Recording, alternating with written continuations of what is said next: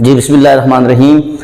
आज का जो टॉपिक है वो मैंने यहाँ पर लिख दिया, प्रेजेंट परफेक्ट कॉन्टिन्यूअस टेंस है, फेल हाल मुकम्मल जारी है। मुख्तलिफ टेंसेज हैं और टेंसेज जैसे जैसे होंगे मैं करवाता जाऊँगा। टेंसेज समझना क्यों ज़रूरी है, ज़माने समझना क्यों ज़रूरी है कि अगर आप चाहते हैं कि आपकी इंग्लिश अच्छी हो जाए तो आपको सबसे पहले बनाने का तरीका आना चाहिए, यानी कि कैसे इसको हल करना है, कैसे फ़िक्रे का पता चलेगा, कैसे उसको बनाना है। क्योंकि जब आप किसी के साथ इंग्लिश बोलते हैं तो फिर आपको टेंसेस का ख्याल रखना पड़ता है। अगर नहीं बोलते तो वो कहेगा पता नहीं जट सा आ गया कहीं से उठ के, ठीक है। जैसे वो समझा तो लेंगे आपके आई गोइंग कमिंग, तो उसको समझा तो लेंगे, लेकिन बेसिक जो चीज़ें हैं, जो ग्रामर है इसकी, वो आप उसको नहीं बता पाएंगे तो वो कहेगा कि अनपढ़ ही है, बस ये दिन ही पूरे कर रहा है। खैर ये मैंने लिख दिया यहाँ पर।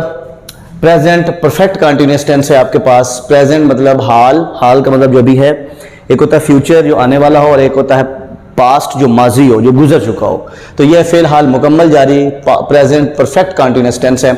उसमें सबसे पहले पहचान है आपके पास, वो ये है कि उर्दू फिक्रात के जितने आखिर में क्या है, ता रहा है, ती रही है, ते रहे हैं वगैरह, या फिर रहा है, रही है, रहे वगैरह, साथ में एक चीज का इजाफा है और वो है वक्त।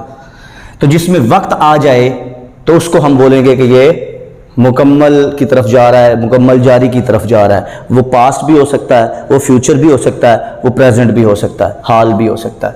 तो मैंने एक एग्जांपल भी लिख दिया है, मसलन अली 2 घंटे से हॉकी खेल रहा है। अब रहा है प्रेजेंट कॉन्टिन्यूअस में भी आता था, लेकिन वहां पर वक्त नहीं आता था। ये वाला जो साथ वक्त है ना, ये 2 घंटे से 4 घंटे से, तो ये जो वक्त है ना, ये इसको स्पेसिफिक बना देता है कि ये प्रेजेंट परफेक्ट कॉन्टिन्यूअस का जुमला है, ठीक है।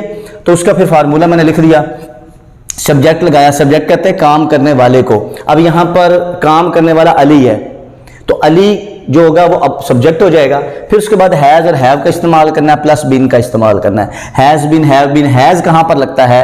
हैज लगता है हमेशा सिंगुलर के साथ, ही, शी, इट, और कोई सिंगल नेम है उसके साथ में हैज का इस्तेमाल करेंगे। और आई, वी, यू, दे, और कोई प्लूरल चीज़ें हैं, जमा चीज़ें हैं, ज़्यादा चीज़ें हैं, उनके साथ में आपने हैव का इस्तेमाल करना है। उसके बाद फर्स्ट फॉर्म ऑफ वर्ब है, क्योंकि रहा जहां पर भी आता है वहां पर पहली फॉर्म के साथ आईएनजी लगती है, और जिधर ये लगेगा वहां पर हमेशा आमतौर पे क्या लगता है कि फर्स्ट फॉर्म ही लगती है वर्ब की, काम की पहली किस्म। अब यहां पर काम कौन सा कर रहा है? खेलने वाला। खेलने वाला काम है जी, इसको कहते हैं जी वर्ब। अब खेलने का जो है वो प्ले होता है, तो लिहाजा खेलना जो है ये काम की पहली किस्म है, तो आपने प्ले लगा के आईएनजी साथ में लगा लेना। उसके बाद और ये जो चीज़ है ये आपको बताती है कि ये मुकम्मल जारी का जुमला है या नहीं है। तो इसके साथ आपने सिंस और फॉर का इस्तेमाल करना, और फिर उसके बाद ऑब्जेक्ट है। ऑब्जेक्ट जिस पर काम हो रहा हो, तो यहाँ पर हॉकी पे काम कर रहा है अली, खेल रहा है किसको? हॉकी को खेल रहा है। तो हॉकी जो है वो आपके पास मफूल बन जाएगी। फाइल, फेल और मफूल उर्दू ज़बान में इसको कहते हैं। मैंने इसको आसान सा करके लिख दिया, काम करने वाला, काम की पहली किस्म जिस पर काम हो रहा हो। तो सिंस कहाँ पर इस्तेमाल होता है, फॉर कहाँ पर इस्तेमाल होता है, ये चीज़ समझनी बहुत ज़्यादा इंपॉर्टेंट है। सिंस वहाँ पर इस्तेमाल होता है जहाँ पर वक्त की कैद ना हो, मतलब सुबह से, शाम से, कल से, 15 से, 1970 से, इस तरह की जो भी चीज़ें आएंगी वहाँ पर आप सिंस का इस्तेमाल करेंगे। और फॉर यहाँ पर टाइम आपको लिमिट में दे दिया जाए, 2 घंटे से, 4 घंटे से, आधे घंटे से, 3 घंटे से, 2 दिन से, 4 दिन से, इस तरीके से, यानी कि नंबरिंग में कोई चीज़ आ जाए तो हम उसको फिर क्या लगाते हैं? फॉर का इस्तेमाल करते हैं। अब यहाँ पर 2 घंटे लिखा हुआ है, तो सबसे पहले तो देखें ना, एंड पे रहा है आ गया, तो कुछ बच्चे देखते हैं कि ये तो रहा आ गया, इसका मतलब ये तो प्रेजेंट कंटिन्यूअस का जुमला बन गया। अच्छा, इसमें नहीं, साथ में ये भी देखना है और ये भी देखना है। कुछ बच्चे पता है क्या करते हैं, यहाँ पे लिखते हैं वो 2 घंटे से हॉकी खेल रहे हैं, तो वो क्या करते हैं कि यहाँ पर ही लगा के देते हैं, हालांकि आगे वाला बता रहा है कि हैं, ज्यादा चीजें हैं। तो यहाँ पर अली 2 घंटे से हॉकी खेल रहा है, अली अकेला है तो हैज बिन लगेगा। मैंने पहले बोला has been playing hockey for 2 hours, 2 घंटे से वो हॉकी खेल रहा है। उसके बाद माली सुबह से पौधों को पानी दे रहा है। The gardener has been watering the plants since morning, ठीक है। तो ये आ गया आपके पास इसका। इसके बाद मैंने इसका इंट्रोगेटिव बनाया है, सवालिया बनाया है। तो सवालिया में सिर्फ कुछ भी नहीं करना, सिर्फ हैज और हैव को उठा के आपने पहले लगा देना है, ठीक है। बाकी सब कुछ वही है, एंड पे आपने क्वेश्चन मार्क डाल देना है, ठीक है। मैंने यहाँ पे एक लिख दिया, क्या मरीज आधे घंटे से दवाई पी रहा है? Has the patient been taking, अब पेशेंट अकेला है तो हैज लगेगा, और अगर ज्यादा चीजें हैं तो हैव लगेगा, ठीक है। Has the patient been taking medicine for half an hour, तो ये मैंने, और आगे क्वेश्चन मार्क लाजमी डालना है आपने। उसके बाद आपके पास आ गया नेगेटिव जुमला। नेगेटिव में कुछ भी नहीं है कि हैज़ और हैव के बाद आपने नॉट लगा देना है, तो बाकी सारा कुछ वैसे का वैसे ही है। तुम मुझे कल से गालियां नहीं दे रहे हो, you have not been abusing me since yesterday.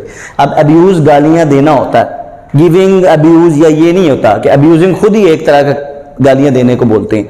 So you have not been abusing me since yesterday. अब यहां पे मैंने सिंस लगाया क्योंकि कल से आ गया, कोई नंबरिंग नहीं आई, तो इसीलिए मैंने यहां से सिंस का इस्तेमाल किया। फॉर का इस्तेमाल, सिंस का इस्तेमाल आपको पता होना चाहिए। जब इन वैल्यूज की, इन चीज़ों के बारे में आपको इल्म होगा तो आप बेहतर तरीके से ये चीज़ें जो है वो कर सकते हैं। तो अब इसमें एक चीज़ जो मोस्ट इंपॉर्टेंट चीज़ थी वो समझने वाली, वो ये थी कि हैज़ कहाँ पर इस्तेमाल करना है, हैव कहाँ पर इस्तेमाल करना है, और यहाँ पर बीन लगेगा। जो प्रेजेंट कंटिन्यूअस टेंस था उसमें यहाँ पर ये चीज़ नहीं लग रही थी, वहाँ पर इज एम आर लग रहा था और फर्स्ट फॉर्म आईएनजी लग रही थी। वो बाद में बताएंगे, वो शायद उसकी मैंने एक वीडियो बनाई भी हो, ना ही बनाएंगे दोबारा बना लेंगे।